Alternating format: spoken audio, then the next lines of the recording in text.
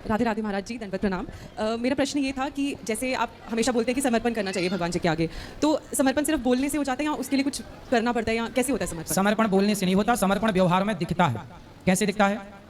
जैसे जो ईश्वर परिस्थिति निर्मित करें, सुख या दुख, हानि या लाभ, जो हर परिस्थिति में ईश्वर के अधीन रहे, हर परिस्थिति में परमात्मा की कृपा माने, कोई शिकायत ना हो, उस समर्पण के भाव को उस परिस्थिति में अनुकूल रहे, यही समर्पण है। अब मैं कहूं दिन भर कि मैं समर्पित हूं, समर्पित, पर जरा दुख आ जाए तो मैं व्याकुल हो जाऊं, तो काय बात का समर्पण है? समर्पण का मतलब यह है कि सुख दुख से छू ना पावे, ना सुख में वो रमे, ना दुख से परेशान करे, वो हर हाल में भगवान के आश्रित रहे कि ये सब ईश्वर का प्रसाद है, जो सुख है, जो दुख है, वो सब ईश्वर का। इस विचार को, इस शरणागति को समर्पण कहते हैं। अगला एक और प्रश्न था कि हम लोग जैसे सब यहाँ पे बैठे होंगे, हम सब भगवान में मानते हैं, सब भगवान को पसंद करते हैं, लेकिन उनकी दृष्टि हम पे है या नहीं है, ये चीज़ हमें कैसे पता चलेगी? सब भगवान, मतलब अब जैसे हम उनसे प्रेम करते हैं, वो भी हमसे उतना ही प्रेम करते हैं, कैसे पता चलेगा हमें? भाई, माँ अपने बच्चे से ज़्यादा प्रेम करती है कि बच्चा अपनी माँ से ज़्यादा प्रेम करता है? माँ अपने बच्चे से, है ना? माँ जितना प्रेम करती है बच्चे से, बच्चा उतना प्रेम कर ही नहीं सकता अपनी माँ से। वो जितना करेगा वो केवल 10% होगा या 20% होगा। माँ जितना प्रेम करती है बच्चा चाह के भी नहीं कर सकता। उसी तरह भगवान जितना प्रेम भक्त से करते हैं, उतना प्रेम भक्त भगवान से कभी कर ही नहीं सकता। जितना करेगा वो 10-20% होगा। तो भगवान का प्रेम ज़्यादा है भक्तों पर, भक्तों का प्रेम कितना भी ज़्यादा हो, पर वो कम ही है ईश्वर के प्रेम के आगे। इसलिए देखो ना, जब हम ईश्वर को जानते नहीं थे, जब हम माँ के पेट में थे, तब तो हम नहीं जानते थे। तब उन्होंने हमारे लिए आंखें दे दी पेट में ही, पाँव दे दिए पेट में ही। जब हम पैदा हुए, जब हम छोटे थे, 5 साल के थे, तब भी हम भगवान को कहाँ जानते थे। लेकिन 5 साल के थे तब भी ईश्वर ने हमारे लिए सब कुछ किया, आंख दी, पाँव दिया, पुराने दांत तोड़े, नए दांत लगवाए। तो ये परमात्मा की गतिविधि थी। तो परमात्मा का तो 12 महीने 24 घंटे भक्त पर नजर है। तो हर क्षण ईश्वर का जो बदलाव हमारे शरीर में, वो ईश्वर का बदलाव है। हम तो सो जाते हैं तो ईश्वर को भूल जाते हैं, लेकिन जब हम सोते हैं तब भी परमात्मा हमें याद रखते हैं कि हमारा भक्त सोया है। सोते समय तो हम बिल्कुल मुर्दे की तरह हैं, पर उस समय दृष्टि ईश्वर की तब भी है।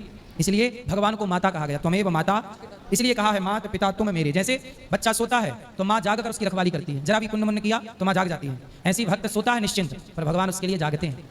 इसलिए तो भगवान मंदिरों में खड़े हैं, बैठे हुए भगवान कहाँ हैं? कम जगह है जहाँ भगवान बैठे हुए हैं। सदा अपने भक्त के लिए एक पाँव से खड़े रहते हैं हमारे कृष्ण के लिए। कब भक्त को जरूरत पड़ जाए, कब दौड़ना पड़े। बस एक आखिरी प्रश्न था, मेरे कोई जानने वाले ही प्रश्न उनकी तरफ से है। उनको एक प्रॉब्लम है जिसको ओसीडी कहा जाता है। मतलब जैसे फिजिकल जो बीमारियां होती हैं वो हम लोग देख सकते हैं, पर जो मेंटल प्रॉब्लम्स होते हैं वो दिखते भी नहीं, शायद लोग समझते भी नहीं आजकल के टाइम पे। तो उन्होंने मेडिकेशंस भी लिए काफ़ी, पर उससे कोई फर्क नहीं पड़ रहा उनको। तो उन्होंने मुझे बोला था कि महाराज जी से पूछना कि हमारे शास्त्रों में या कहीं भी ये चीज़ों का वर्णन किया गया मेंटल प्रॉब्लम्स का, और अगर किया या नहीं किया तो इसका क्या निवारण हो सकता है, इसको ठीक कैसे किया जाए? देखिए, ये जितनी बीमारियां हैं मेंटल इत्यादि, जो मानसिक तनाव है, मानसिक बीमारियां बोलते हैं इसको। एक शारीरिक होती है, एक शारीरिक रोग होता है, एक मानसिक रोग होता है। तो ये मानसिक रोग है। इस मानसिक रोग में 2 चीज़ें कामयाब हैं। पहला तो हम आयुर्वेद औषधियाँ लें, दूसरा हम शांत चित्त से सत्संग करें। संसार की हर बीमारी का उपचार है शांति, और शांति कहाँ मिलती है? सत्संग में। इसलिए उनसे बोलिए कि भगवान के पास ऐसा कौन सा रोग है जिसका उपचार ना हो। जब वो भगवान की कथा सुनेंगे प्रेम से, तो भगवान उनकी व्यथा सुन लेंगे प्रेम से। बस एक बार भगवान की कथा धीरे धीरे सुने। डिप्रेशन, कितने लोग बैठते हैं बताते हैं कि हमने कथा सुनी, हम डिप्रेशन से बाहर आ गए, चिंताएं थी बाहर आ गए। तो ये सही है, डॉक्टरों के पास कितनी भी टैबलेट वो दे दें, पर डिप्रेशन की कोई बीमारी थोड़ी होती है। चिंता है, अब इसकी क्या बीमारी? अब जैसे किसी को चिंता है कि बेटी बड़ी हो गई, अब ब्याह करना है। अब ये माँ बाप को चिंता खाई जाती है कि बेटी का ब्याह, बेटी का ब्याह। लेकिन जब ये चिंता करते हुए जब वो सत्संग करते हैं, तो सत्संग में बोला जाता है कि जिस परमात्मा ने बेटी बनाई है, क्या उस परमात्मा ने बेटी के लिए वर ना बनाया होगा? तुम चिंता क्यों करते हो? जिसने बेटी बनाई वो वर बनाया होगा, समय आने दो हो जाएगा। इतनी सी बात माँ बाप को समझ में आ जाए तो वो भगवान में झुकाव कर लेंगे कि भगवान जब चाहेंगे हो जाएंगे। वो चिंता से तुरंत मुक्त हो जाएंगे कि मैं क्यों चिंता करूं, जिस परमात्मा ने बनाया है उसे चिंता होगी। हम केवल कार्य करते रहे, प्रयास करते रहे। तो जब व्यक्ति भगवान से जुड़ के ऐसी पॉजिटिविटी से भरता है, देखो तुरंत चिंता दूर हो गई ना कि बेटी के ब्याह की चिंता है। लेकिन जब वो भगवान पे आश्रित हो जाएगी, या हो जाएगा कि भाई भगवान ने बनाया ही होगा, वो ढूंढ के देंगे। तो संयोग ऐसे होते हैं कि जिनसे कभी जान परिचित नहीं थी, अचानक उनसे शादी ब्याह के संबंध हो जाते हैं। मतलब होन हार जो होना वो होके रहेगा, होनी तो होके रहे, अनहोनी ना होए।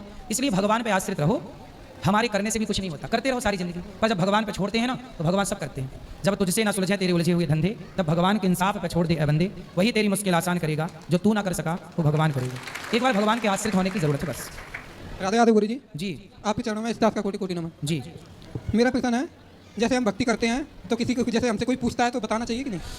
क्या बताना चाहिए? क्या पूछते हैं लोग? जैसे कि तुलसी पहनते हैं तो क्या लोग पूछते हैं कि तुलसी क्यों पहने हो? उनसे बोलना कि तुलसी भगवान की पत्नी है और भगवान को प्रिय है, तो भगवान के ऊपर चढ़ती है, भगवान का प्रसाद है, तो भगवान का प्रसाद हमने अपने गले में धारण कर रखा। जी।